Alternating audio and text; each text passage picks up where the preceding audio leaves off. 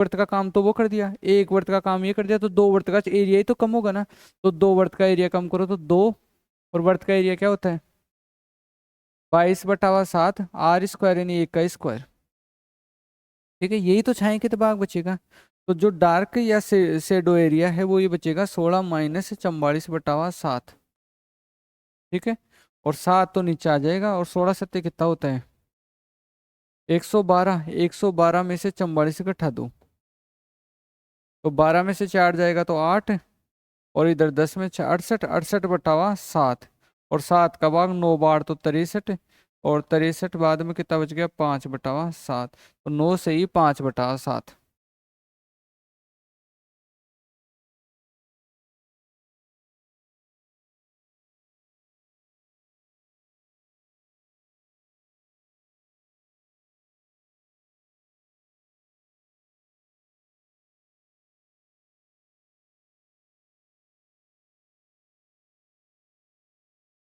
बीच में नया टॉपिक चालू करेंगे तो आपको थोड़ा रेस्ट दे देंगे, एडवांस मैथ वालों को सिर्फ 1-2 दिन की क्लास छोड़ के फिर चालू करना।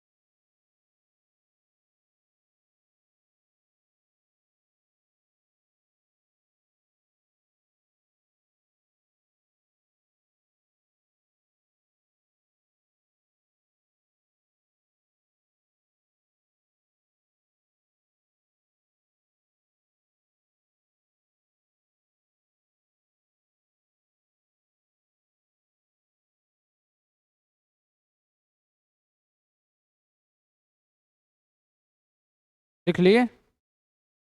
लिख तो लिए ना?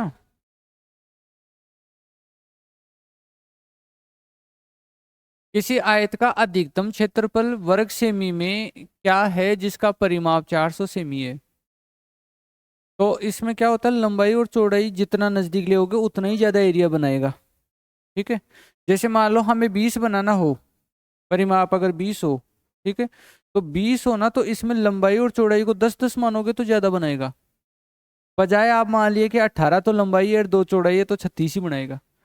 ठीक है, तो ज्यादा से ज्यादा इक्वल तक आने की कोशिश करना।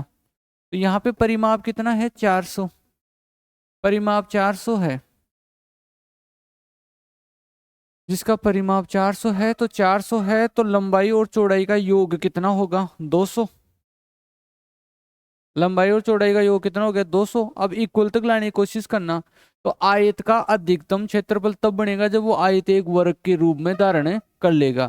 तो यानी लंबाई भी क्या मान लूंगा 100, और चौड़ाई भी क्या मान लूंगा 100। तो अधिकतम क्षेत्रफल 10,000 बनेगा, क्योंकि प्रत्येक वर्ग एक आयत होता है।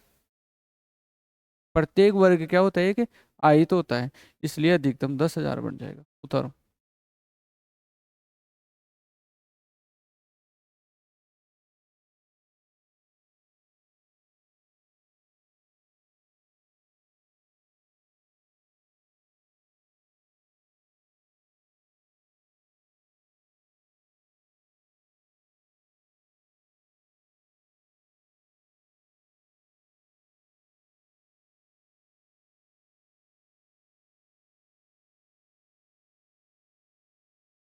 चलो आगे।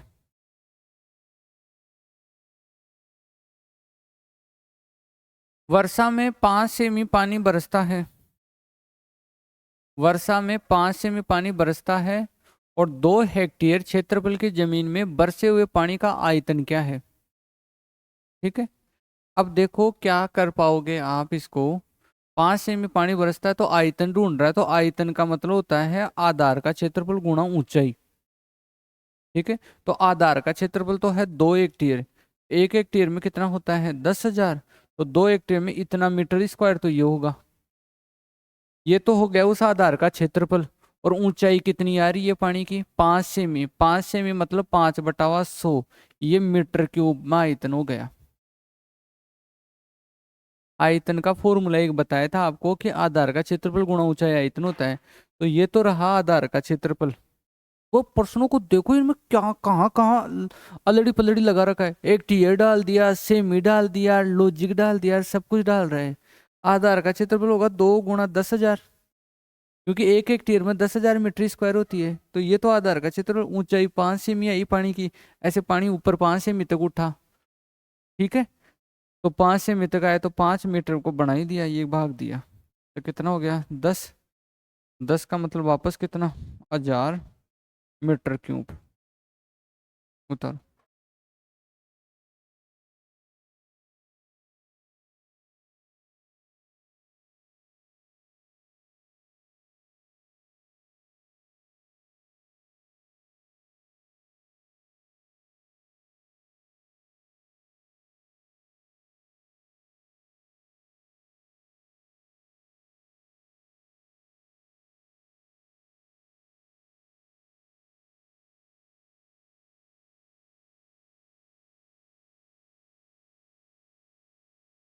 चले यार, बहुत जल्दी कह रहे हो।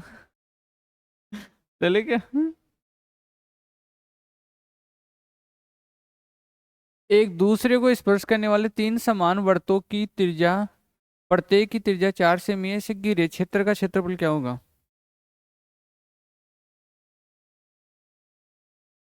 तो ये 3 वृत्त है ऐसे,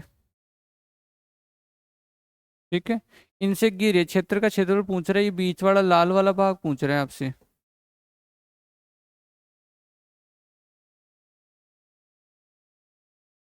ठीक है। तो ये बीच वाला रेड वाला भाग पूछ रहा है, ठीक है। तो हमें ये रेड वाला भाग निकालना है, तो कैसे निकालोगे। यहाँ पे करोगे, एक समबाहु त्रिभुज बन जाएगा, और समबाहु त्रिभुज की भुजा की बात करें तो ये त्रिज्या 4 सेमी है, तो ये 4 और ये भी 4, ये भी 4, ये भी 4, ये भी 4। तो समबाहु त्रिभुज में से हम इन 3 त्रिज्यखंडों का माइनस कर देंगे। तो समबाहु त्रिभुज का क्षेत्रफल का सूत्र क्या होता है, √3/4 गुणा भुजा स्क्वायर। भुजा कितनी हो गई 8, 8 कितना हो गया 64। इसमें से हम इन त्रिज्यखंडों का माइनस कर देंगे, ठीक है। अब मेरे को एक बात आप और ध्यान देना, कि मैं अगर आपको बोलूँ 360 डिग्री बराबर, 360 डिग्री बराबर क्या πr² यानी 4 का स्क्वायर 16, ये क्षेत्रफल होता है क्या। नई बात बता रहा हूँ आपको, 360 ही तो होता है पूरा वर्त। तो 360 डिग्री बराबर πr², यही रहेगा कि। अब 60 कितनी डिग्री होगी, 180। तो 180 डिग्री में क्या 8 पाई रहेगा क्या। तो 8 पाई घटा दो, ये काट दिया तो 16, 16√3 -8 पाई आंसर है, उतार लो, ठीक है।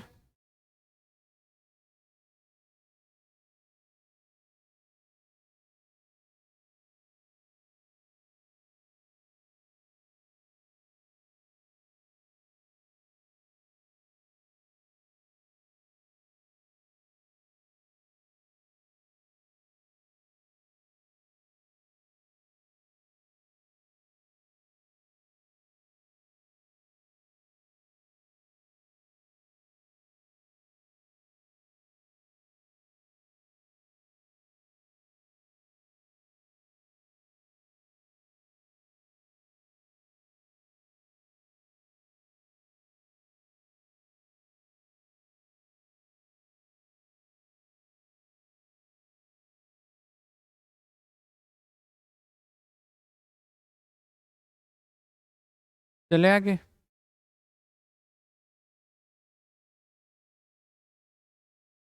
वर्त का क्षेत्रफल πr², r है 4 तो 16 हो गया।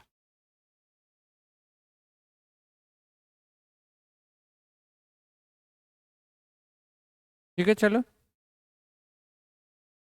नोट तो हो गया ना।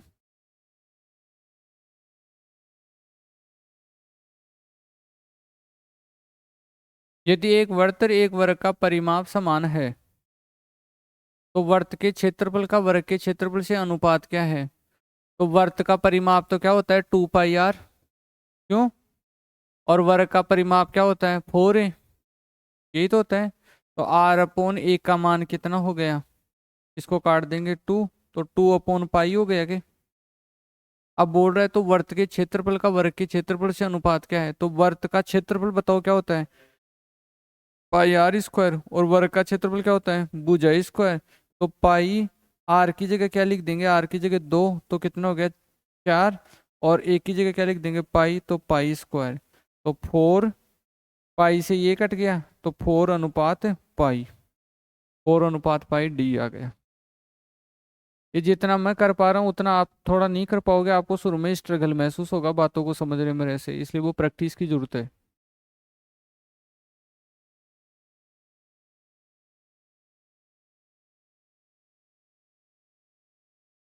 क्वेश्चन संख्या 78 है कि दिए गए आरेख में छाया के क्षेत्र का क्षेत्रफल कितना है। तो छाया की दीवार का क्षेत्रफल पता करने के लिए देखो हमारा जो इसमें टारगेट ये रहेगा कि हम पहले इस पूरे त्रिज्यखंड का पता कर लेंगे, कौन सा, ये जो मैंने रेड वाला भाग किया, और इस त्रिज्यखंड के में से इस त्रिभुज का क्षेत्रफल घटा देंगे। ठीक है, त्रिज्यखंड में से त्रिभुज का क्षेत्रफल घटा देंगे, लेकिन त्रिभुज का क्षेत्रफल पता करने के लिए एक तो त्रिभुज की भुजाओं का माप पता होना जरूरी है, दूसरा त्रिज्यखंड का पता करने के लिए इस कोण का पता होना जरूरी है। तो ये कोण कैसे निकालेंगे और त्रिभुज की भुजाओं की माप कैसे निकालेंगे, इन पे बात करते हैं। तो सबसे पहले त्रिभुज लेते हैं ये वाला। त्रिभुज में ये 6√3 है, ये इधर वाली, और 6√3 ये वाली है। तो ये दोनों साइड कितनी आएगी, तो ये दोनों साइड पता करने के लिए इस आयत में ये विकर्ण पता करो इसका। तो 6√3 ये है, 6 ये है, तो आयत का विकर्ण एक कर्ण की तरह काम करेगा, तो कर्ण बराबर √36 + 36 × 3, और कर्ण बराबर 36 × 4, 36 का होता है 6 और 4 का होता है 2, तो 12, और 12 का अर्ध की अपने को चाहिए तो 6, तो ये भी 6 आएगी। ऐसे इस तरीके देखेंगे तो ये भी 6 आएगी। अब 6 6 और 6√3 आ गई। अब मैं अगर यहाँ पे एक लाइन डाल, तो चलो कोई ना, पहले तो त्रिभुज का क्षेत्रफल पता कर लो। तो त्रिभुज एक समबाहु त्रिभुज हो गया। समबाहु त्रिभुज का क्षेत्रफल का सूत्र क्या होता है b/a, b यानी क्या था आधार भुजा, तो आधार भुजा क्या है 6√3, b/4 था सॉरी, तो b/4, तो 6√3/4, और अंदर क्या था 4a² - b², तो 4a², a² कौन सी थी समान भुजा जो कि 36, और माइनस का क्या था माइनस का b² बेस भुजा जो कि 36 × 3। ये तो त्रिभुज का क्षेत्रफल आ जाएगा। तो 3/2√3 गुणा 36 में यानी 6 बच जाएगा, ये इससे कट जाएगा। तो 3√3, ये तो किसका क्षेत्रफल आ गया त्रिभुज का, त्रिभुज का क्षेत्रफल 3√3 आ गया।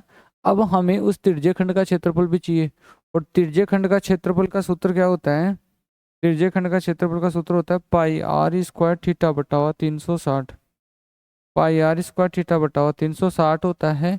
लेकिन अब थीटा कहाँ से लूँ, तो थीटा कहाँ से लूँ, तो थीटा को लेने के लिए एक बात समझना आप, यहाँ पे मैं एक लंब डालता हूँ 90 डिग्री का, ठीक है, तो लंब डालता हूँ और इसको कोण मान लेता हूँ मैं थीटा। अब ये जो लंब है ना, तो ये केंद्र से इस जीवा पर डाला गया जो लंब है ना, वो जीवा को समान दो भागों में बांटता है इसको। तो ये 3√3, और उस साइड भी क्या रहेगी 3√3 रहेगी। और इसमें एक सूत्र दिमाग में लगाना तुम, साइन थीटा का इस जगह, तो साइन थीटा बराबर त्रिकोणमिति में हम क्या लगाते हैं, साइन थीटा बराबर लंब बटा कर्ण लगाते हैं। तो लंब तो कितना है 3√3, और कर्ण कितना है, कर्ण हो जाएगा 6, तो ये बनेगा √3/2, और √3/2 60 डिग्री का मान होता है। तो 60 इधर का और 60 इधर का, तो पूरा जो ये बना ना वो 120 का बन गया, 120 डिग्री का बन गया। तो पाई की जगह तो पाई रहने दो क्योंकि ऑप्शनों में भी है। r² की इसकी त्रिज्या कितनी आएगी, त्रिज्या हो गई थी 6, तो जो कि होगी 36, और थीटा कितना हो गया 120, और बटावा 360, तो ये काट के 10 और ये काट के 12, 12 पाई आया पूरा। अब 12 पाई में से ये त्रिभुज घटा दो, ये 12 पाई तो सारा है, 12 पाई में से त्रिभुज घटा दो तो छायांकित भाग का क्षेत्रफल आ जाएगा। तो 12 पाई माइनस 9√3, और इसमें भी 3 कॉमन ले लो।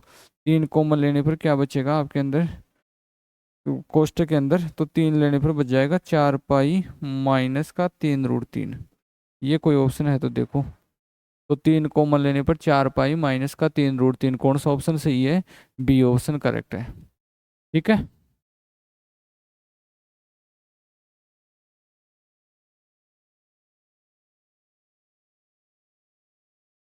ये वाला हो ही गया। दिए गए आरेख में छायांकित क्षेत्र का क्षेत्रफल कितना है यदि प्रत्येक वर्त की त्रिज्या कितनी है? 2 सेमी है। तो ये 2, ये 2, ये 2, ये 2, ये ध्यान रखना ये ऐसे की है ना, मतलब यहाँ ऐसे नहीं है अलग से। तो ये 2 सब 2 2 है। तो पहले तो समबाहु त्रिभुज का क्षेत्र बताओ। √3/4 गुणा भुजा स्क्वायर। भुजा कितनी होगी इसकी? 2 और 2 4, तो 16 माइनस, माइनस किसका होगा? वही तो तरीका लगाओ अभी। 360 डिग्री बराबर कितना है? पाई आर स्क्वायर। आर कितनी है? 4। तो 180 डिग्री बराबर कितना हो गया? 2 पाई, है ना, भाग दे रहे हैं अपन। तो माइनस का 2 पाई कर दो, तो ये कट गया तो 4, तो 4√3 माइनस का 2 पाई।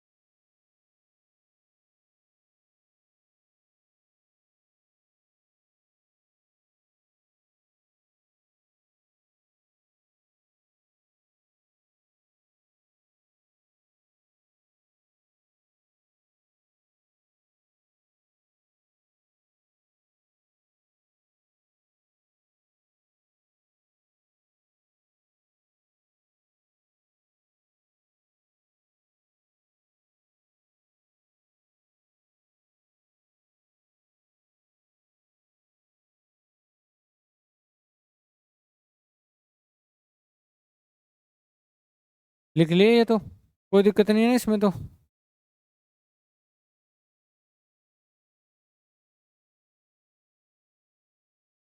चले।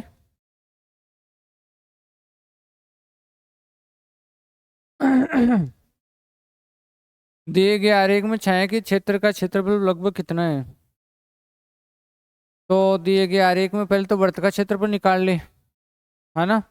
और वृत्त का क्षेत्रफल निकालने के लिए वर्ग की क्या चाहिए कि अपने को? त्रिज्या। और त्रिज्या का मतलब इसका विकर्ण, और इसका विकर्ण जो है वो वृत्त के लिए व्यास का काम करेगा। तो पहले इसका विकर्ण निकालो, क्या आएगा? तो विकर्ण बराबर होगा कर्ण, यानी 64 प्लस 36, 100, और 100 का क्या होता है? 10। 10 का मतलब त्रिज्या हो गई 5। वर्त का क्षेत्रफल होता है पाई आर स्क्वायर। तो पाई आर स्क्वायर तो 25 पाई तो वर्त का क्षेत्रफल हो गया। ठीक है, पाई की जगह लिख देंगे अभी। 25 पाई वर्त का क्षेत्रफल हो गया, उसमें से आयत का क्षेत्रफल घट जाएगा, सीधी सी बात है इसमें तो आयत का क्षेत्रफल क्या होगा? 48। तो अपना छायांकित भाग का क्षेत्रफल बनेगा, छायांकित भाग का क्षेत्रफल बनेगा 22/7 गुणा 25 माइनस 48। और ये करने से आपका आंसर आ जाएगा। 25 को 3.14 से गुणा कर दो और 48 घटा दो, तो 3.14 से 25 को गुणा करवा दो। 25 चौके 100, 0 हासिल की 10, 35 का 5 हासिल की 3, 75 3 78, 78.50 में से 48 घटा दो रे, तो 0.503, 30.50 कोई ऑप्शन होगा? डी। अभी देखते हैं एक बार उसको, थोड़ा पूरा करते हैं। डी करो।